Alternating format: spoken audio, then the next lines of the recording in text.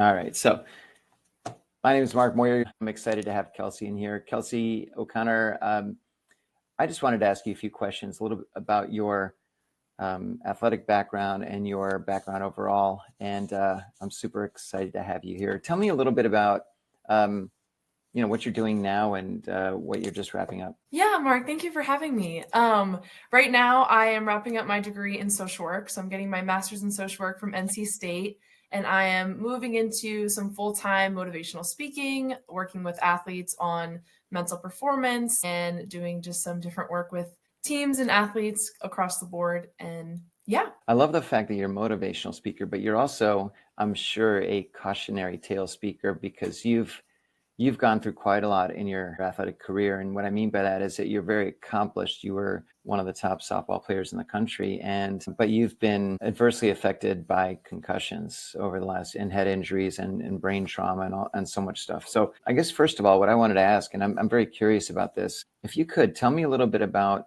your concussion history. I know you had 3 in high school, and then what really set you back was the one in college. But tell me a little bit about those, if you could. Yeah, absolutely. So I unfortunately had 3 in high school. I had 2 that were kind of back to back, and that was the first time that I had really just experienced what a concussion was, understanding that it was even more than just a headache, struggling with the bright lights, noises being too loud, some of the mood swings, and took a few months off, but bounced right back in high school. Had another one, and then was fortunate enough to recover and play in college. And then when I was a junior at NC State, that was kind of my bigger one, like you mentioned. So I was in a base running collision at practice. It was fall of my junior year. I was running from first to second, and our shortstop was coming through to turn a double play. And instead of making a lane on either side of the base path, she came straight through. And so as I was running to second base, she just came knee first straight into my face. And so because it was my 4th concussion, because I had multiple before, that one just truly sent me over the edge. I mean, it was probably the most difficult time of my entire life. And especially in college, because I had had multiple before, I really didn't think that it was going to happen to me again. Like, when you're in high school and you feel like you're in a sports movie and you overcome this injury and you think like, it's only up from here. I'm going to play well. Everything's going to go great. And then I unfortunately suffered this injury. And then for the next, 6 weeks, I was struggling with all kinds of pain, migraines, nerve damage in my neck. So I had pounding headaches, shooting pain headaches, aching headaches. Even beyond the headaches, just lights were too bright, the sounds were too loud. I was dizzy, I had the spins, I felt nauseous all the time. And then emotionally just really struggled. And that one in college really hit me because I was at my dream school. I was at the pinnacle of what I had worked for so long since I was little and had just envisioned my entire life. And then for it to be cut off so instantly due to something that I'd already overcome, which was this head injury, it was really devastating. And so, yeah, I struggled immensely with depression and just some really downward mental spirals. And when you have a head injury sometimes as well, people don't always see the emotional symptoms that come with it. And so for me, even just being more impulsive, I felt like I had lost a filter. I was struggling in conversation, and I like to think, we've talked a few times, I like to think I'm a pretty happy, bubbly person. Is that way? Yeah.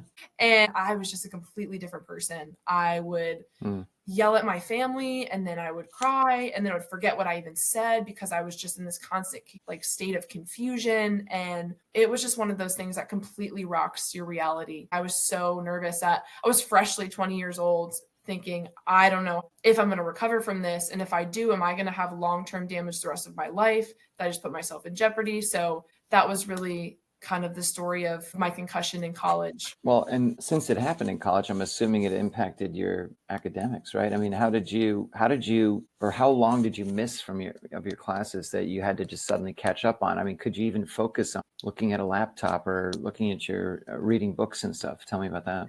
No, that's such a good question. It was so difficult. So it happened in middle of October. And so initially I couldn't look at a laptop, couldn't look at the screens. I was off the grid for 2 weeks. What did you do during that time? I was really fortunate. My family had moved to North Carolina, so they were only 15 minutes from me. And by the grace of God, I went home and stayed with them for the next 2 weeks. And truly, I just sat and rested and recovered. It's kind of crazy. Like when you're recovering from a head injury, the only thing you can do is exist for the next however many days while you're recovering, because stimulus is so aggravating and you're trying to heal as quickly So as you couldn't even possible. watch TV or anything, right? No, actually, my mom and I would sit with her and I would face away from the TV and we would listen to movies that we'd seen so many times that I could imagine it.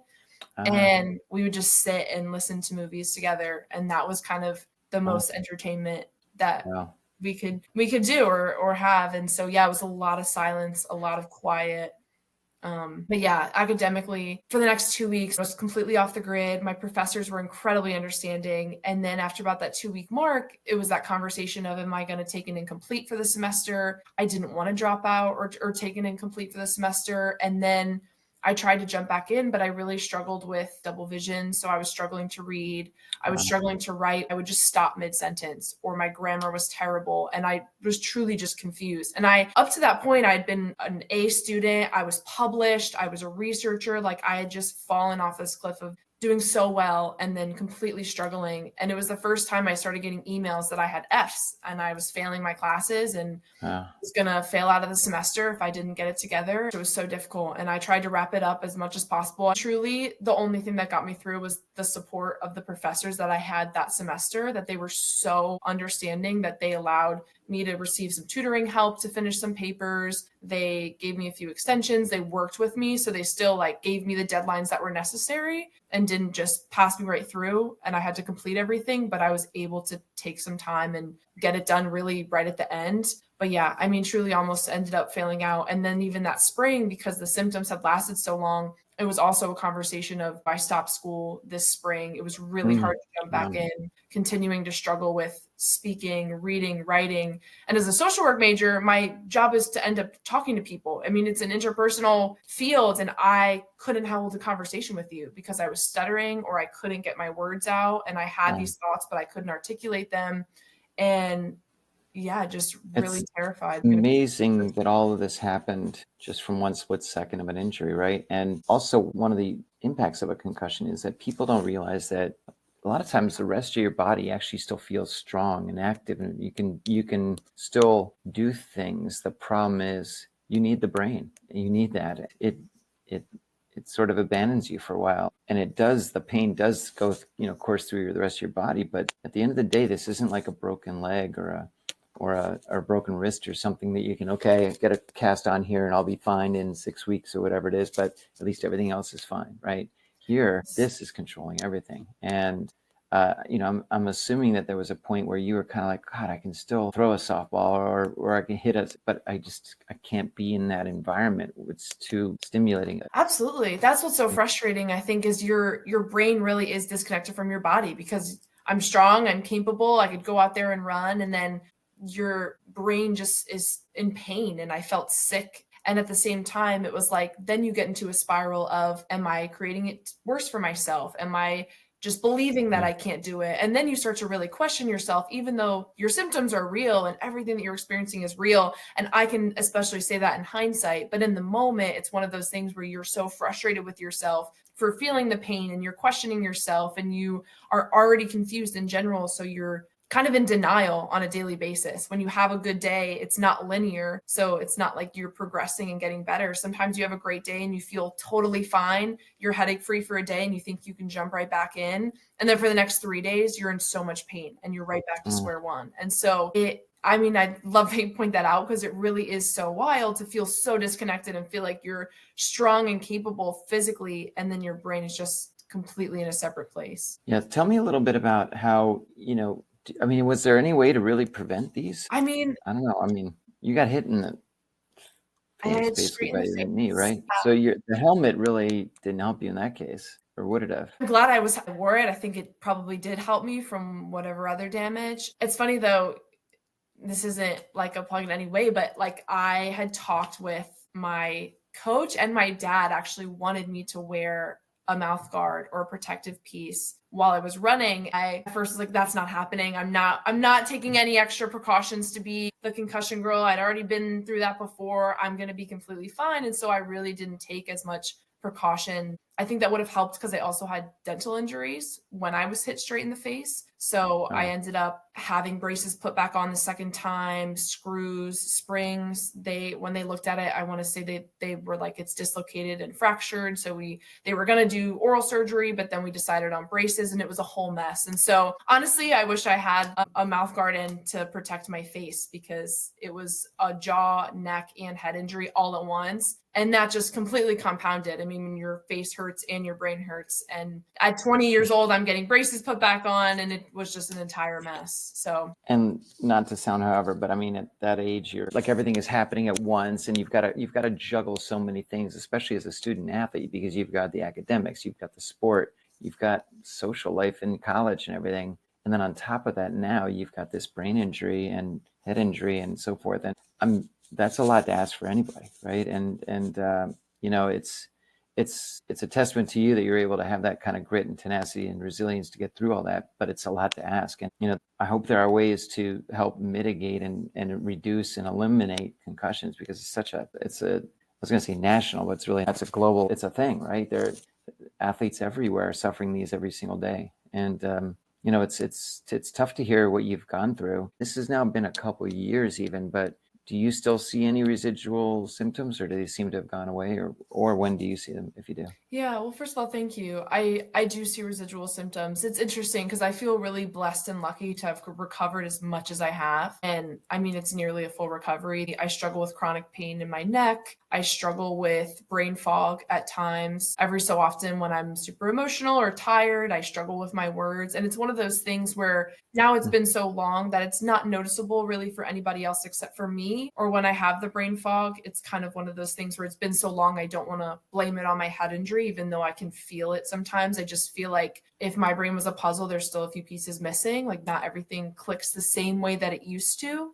but I still recovered a really good amount. And so I try to be really grateful for that and acknowledge that, while also understanding that I really struggle with emotional symptoms still. I mean, mental health wise, having a head injury can exacerbate mood swings. And so I know that when I'm in a down place, sometimes I know it's enhanced because I've had multiple head injuries. And so being able to just understand that about yourself and then be able to ride that wave can be really helpful, so that you're not frustrated with yourself for experiencing symptoms, even though it's been so long. Kind of one of those things at first for me was, I should be over it by now. It's been however many years. Like, don't stop blaming things on your head injury, but understanding yourself is really important. And just to kind of touch on what you said about it being this national issue and affecting so many people, I really do wish, as a young player, even in myself, I know I was just one to always want to look cool, and I just never wanted to stand out. I didn't want to wear the face mask. I didn't want to wear the mouth guard or the helmet when I didn't need to in the cage. And then it was something where I wish I could go back and just like say straight to my face, even though that wasn't how my injury was caused, like to wear the helmet, to wear the face mask, wear a narrow guard, wear something that's going to prevent this for you, because there's no harm in protecting yourself. And it is a difficult road when you experience it, and it really doesn't hit you until you do. And I know I'm saying all this from hindsight, but if there's anything that I could pass along from having been through it, it would be to please take every possible precaution to protect yourself from it and protect the athletes in your life from it. Wow, that was amazing. So, speaking of that, did you have any other teammates that had a concussion, or any other friends or other student athletes that you know of, and how did it impact them? It's really interesting. I had a few teammates that ended up having concussions, and it was interesting when they have their initial one, or like a first one, some of them were completely fine after 2 weeks. They went through the protocol. They had headaches for the next few weeks. They struggled with kind of the basic symptoms, but then they were really okay, or at least reported that they were okay. And it really wasn't until I started talking about my own experience that I met other athletes kind of from online or different teams that had been through what I had been through when you have multiple. And then you start to really experience the residual effects. But sometimes it takes one. Actually, my coach, when I was in high school, she was a professional softball player, was headed to the Olympics, like just truly on a great trajectory. And she ended up having a career-ending concussion as well. And this was when I had my first one. And I don't know how she had the strength to mentor me in this sport while she was going through her own identity loss of softball, complete change in life direction. She ended up going to rehab clinics and specialists and neurologists because she struggled with effects for so long. And it only took one for her. It was she ran into a fence, and I mean, that was it. And so it's interesting as well, because you really can't compare these types of injuries. You could have one and it could set you off for the next few years. You could have effects for a long time, or you could have one and be back in 2 weeks. And I know when I struggled with mine, I had teammates that had had it before, and they questioned my ability to come back or not come back in time, because they were like, well, I've had one. I got back in 2 weeks. Where are you? Why aren't you back yet? And so that importance of not comparing head injuries, because it is just such a spectrum for the individual. So true. Well, look, I truly appreciate you sharing all this, Kelsey. It's I'm sure it's tough to recount. Thanks for your time, Kelsey. Thank you so much for asking about it. I'm always happy to talk about it, and I think it's really important. So thank you for your time.